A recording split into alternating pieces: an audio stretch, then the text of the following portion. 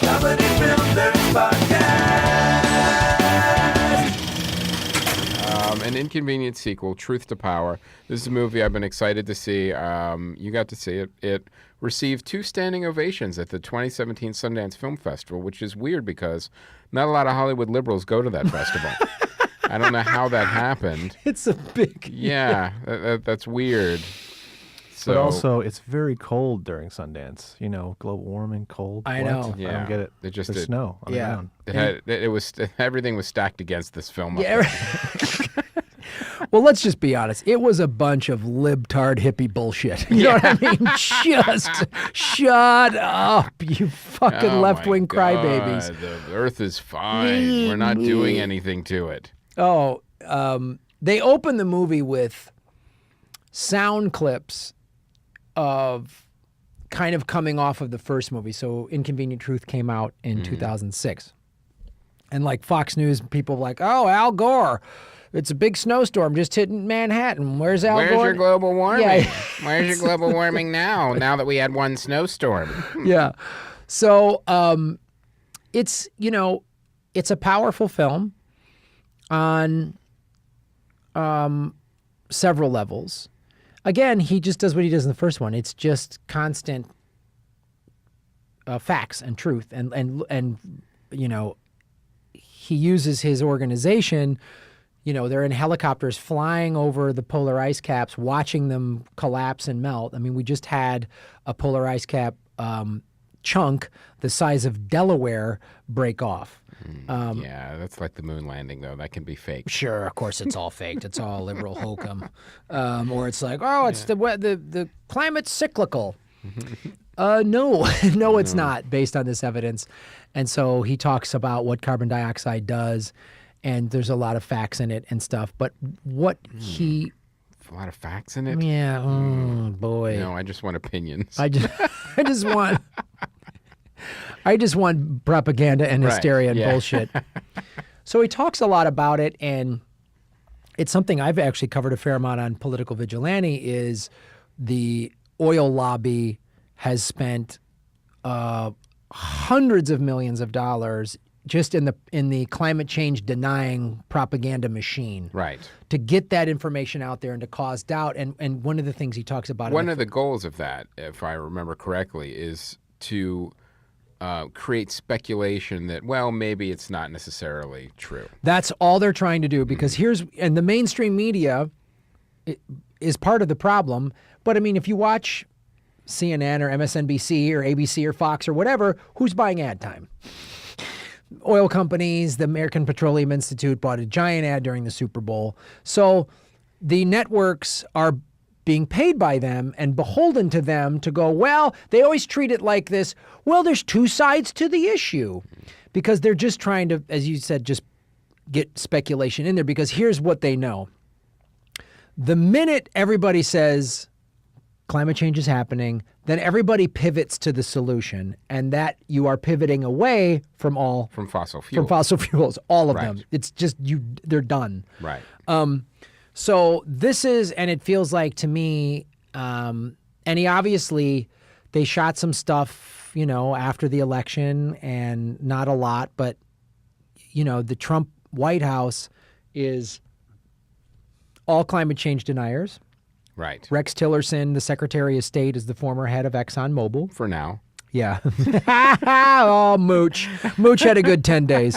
Mooch had a really good 10 days. Yeah, that's it's like an episode of Survivor over at the White House. It's So yeah. Let's see what I happens. saw a great tweet where it was like, does Trump think he has to fire someone every week? Yeah, it's like someone sat him down. This isn't The Apprentice. Yeah, we don't need yeah. this at the end of every episode. You're There's not an fired. elimination challenge Yeah. at the end of every week at the White House. So there's those real things, and that's a lot of what not the whole movie isn't Trump. There's not that much Trump stuff in it, but he's just in general, and in some cases specifically, talks about that's his biggest challenge is, you know, they show him, he's going on MSNBC and Chris Hayes is there, and they're talking about what they're going to interview him on. And it's during the campaign, right? Right. And he's like, Al Gore's like, we're going to talk about climate change. Yeah, we'll talk about that, but I want to hear you weigh in. He goes, I'm not weighing in. I'm not making a pick. I'm not picking someone. You know, my guess is this is during the primary. Right. And this is just my theory. He probably was like, I'm done with the Clintons. I've had enough business with them, but I'm not going to say that publicly. That's my guess. Well, what I found interesting, too, as I was reading about this film is the movie was being updated, you know, constantly, even after the Sundance screening, you know, with all the new Trump footage and all that stuff. Like, you know, it was kind of that feeling of like a lot of documentaries, like when you're making them feel like, well, what if we add this in? What if we add this in? And at some point you got to go, no, we got to finish this movie. Well, and get it out. What movie are you talking about, Chris? Yeah. I was literally watching because there's stuff like that from 2016. They're at the Paris Climate Change Accord in 2015. There was that shooting at the nightclub, like the opening day of the Paris Accord, and they were going to do this 24-hour climate change talk, and Al Gore, like they literally come rushing in and they're like, shots are fired, you know, a couple miles from here. We don't know what's going on. Like that, you saw that unravel, and that became a storyline. But I was thinking of like, we were in post when Obama came on WTF. Right. Like, well, we have to get this in the movie. We got to get this in the movie. And we're scrambling around trying to get photos from Mark and his producer and all that stuff. So like that is... Because otherwise, when it comes out a year later, you know, an audience is going to be like, well, that was important. Why didn't you get that in? Right. Why does it take so long to make a documentary? Yeah. That's the other question. Oh, God. Why did it cost so much? Life keeps happening. Things keep needing to be documented. How come I'm not in it longer? Yeah. Or at all. Yeah. Jesus Christ. Here we go. That's what happens when we don't have a guest. Yeah, I know. We got Aaron piping in. I said, I was interviewed. I sat down. How come I wasn't in it? It's not my fault you're not camera savvy. You know what I mean? maybe you let a little more sparks fly during your interview, Aaron, and we get you in the final cut. Yeah, should have worked the tears. You know, something. Start screaming. Take your shirt off. Should have, you know, like professional wrestlers, cut my forehead a little bit. Yeah, gig it. Yeah. Gig your forehead. You should have done that. Shout out to Sean Merrick. So I'm thinking of all of those things while I'm watching this, and I think the filmmakers did a good job. I'm learning Al Gore has, since the first Inconvenient Truth came out, has started this like training initiative where he's going and training people and giving a slideshow. And For a militia. well, we might need it, dude, because the powers that be are you know, there was a thing when they're doing the climate accord in Paris. You know, you're just seeing the politics and the squabbling, and I was getting so mad because it's Keep in mind, voluntary accord. Like it's literally non-enforceable and non-binding. So it's like everyone recognizes we need to do something, but then people's, you know, petty, well, we need this, and so-and-so said that in an interview about our country, and it's just like, oh, God. Like, it makes you go... Why are there no adults in this room? Why? Yeah, I wish we had like a supreme leader, actually, that just came in and went, here's what's going to shake out. So, and Al Gore, though, so you learn about his initiative, and spoiler alert, at the very end of the movie, he's like, you can download a 10-minute version to tell friends and family, because his whole thing is spread the word, spread the words. This is real. This is happening. Pull your head out of the sand. Cut the bullshit. Right.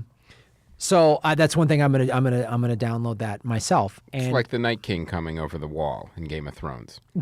It's, you know, winter's coming. I don't know the reference, but I'm sure people listening do, and they probably appreciate it way more than I do. I got Aaron gets it. I heard Game of Thrones, and I just started thinking about the waves I was writing this morning. Like I just zoned out, and I caught this hellacious right when I had my hand on the front of it. We call it hand on glass. It was just fantastic. But Dragon glass? Hand on dragon glass. Hand on dragon glass, yeah. All right, so now you nerds can feel involved.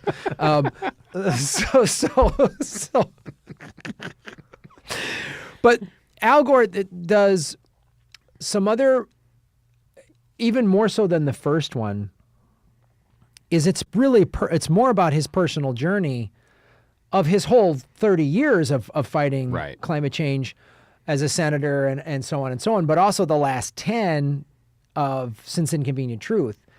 And, he's always asked, how come you don't run for president? And he has this like standard line that he gives, which is very funny. But there's some interviews one-on-one where he's like, I would be lying to you if I said I didn't have some dark days, or I'm getting this information and I'm seeing this sometimes firsthand.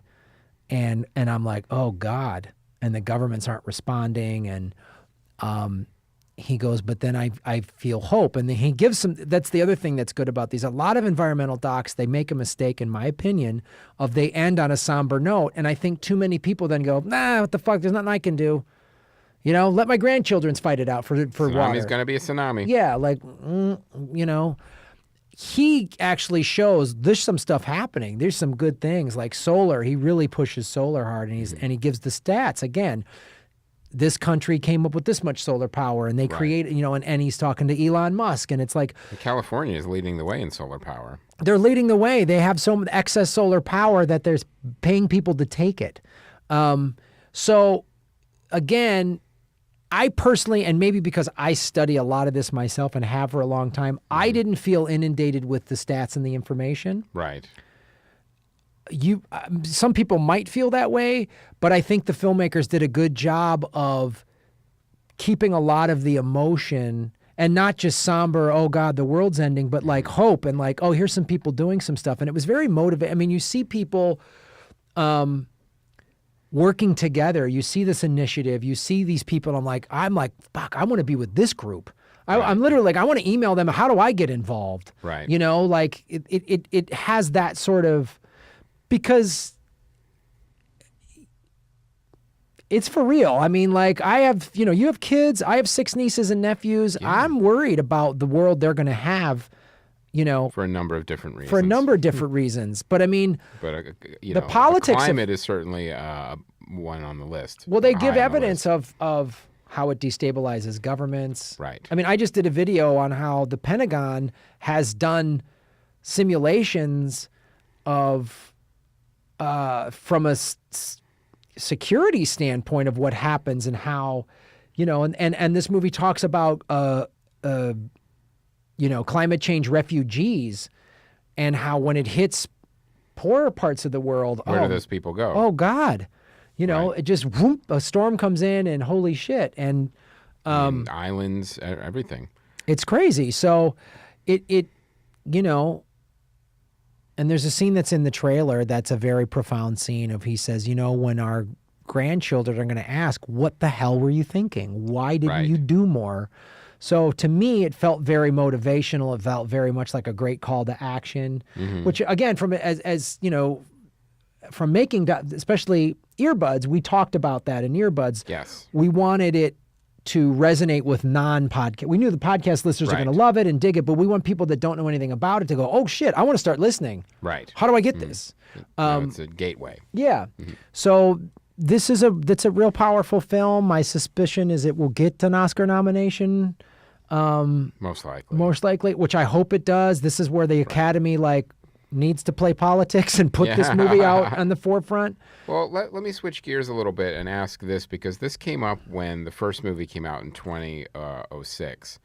Al Gore, when he was running against George W. Bush, he came off as very stiff and uncharismatic. And then when we saw him in Inconvenient Truth, there was a side of his humanity in that film that never made it into the campaign, and that was one of the reasons that was stated for him losing to him. Now, what was interesting is that how humanized he was in that film as opposed to how he was on the campaign trail. Did that continue in the sequel, where it was his journey, where you saw the humanity behind the science? This is not the vice president I knew in the 90s. Right. Like, this is this guy who is, tears in his eyes sometimes, they cut to all these different speeches he's giving, and him getting worked up. He sweats a lot. Which makes a more powerful film. It's a way more powerful film, and I think it's even better than the first one, and that was part of the problems with the first one, just in terms of he came a little stiff. Right, but nowhere near than he did in the campaign. No. Right. Yeah, that was my question. Is it more of a doc in the way that we know them, or is it like the first one in where it's more of a PowerPoint presentation? It's more of a doc for sure. Great, like the first one was more of a. I remember when the first one came out, I saw the trailer and I was like, Well, I've been following and paying attention to climate change, and I donate money and blah blah blah. So I was like, I know all this. Nothing in this is going to shock me. And I was right. I was like, hey, I'm glad he made it. Yeah. And I'm glad. I hope this movie opens people's eyes. But it felt more like an informational PowerPoint. This is a documentary. This shows the facts and the statistics, but also the emotion of it. There are some heavy emotional scenes in here, and like a good doc, it's real. Right. And it's not reality TV bullshit manufactured. This is real and this is happening, and it shows the people in there fighting. It shows moments where there's all of us are in the elimination challenge for this. And that's the point he tries to make, and he does a good thing. He shows these cities in America that are starting to, like municipalities that are becoming 80, 90, 100% renewable energy. He goes to this small town in Texas, and the mayor is like, I'm a conservative. We are the reddest town in the reddest county in one of the reddest states in America, and it just made sense financially, Right. to make it easy, to make it cheaper for our, guys, and it's so much so that he's like, but that he takes a photo. There's no nuclear waste. There's no there's no emissions. It's clean energy. Right. If cheaper. there's a malfunction on a solar panel, It doesn't take the town with it. Yeah, and there's not 10,000 years of contaminated soil or whatever. It's like you have to be standing directly under the blade when it falls. Right. That's like worst case, So, and this guy who's like, I'm a And at conservative. worst, it'll kill one hobo. Yeah. A hobo, rooms for rent, 50 cents. I'm a man of. But so, and this is again, I think what Al Gore has learned, since it's such a part. Well, the oil industry has made it a partisan issue. They've put their money into the Republicans, and so it's all mainly Republicans that are climate change deniers. There are some Democrats, of course. And some Democrats take oil money too. Oh, yeah, the Democrats are filthy whores. Every time they lose a presidency, it's because they run a shitty campaign. So, well, it's a good thing they're learning from. Yeah, they're totally learning. They're getting it. But no, it's a really cool. It's just in terms of a good doc. It's worth watching. Right. That's good to know. And then I'm excited to see it. Yeah, it's worth seeing. So what it was about was the running time. It was an hour 40. Okay. So it's not. It's a good amount for a I mean, doc. with trailers and everything, the whole time was hour 50 something. Like so. Did you see it in the food theater? No, I didn't. But still liked it. Still, I didn't need to see this in a food theater. I sort of felt like maybe I don't need to be distracted by a black bean burger during this. And just tossing trash. So. I shot first.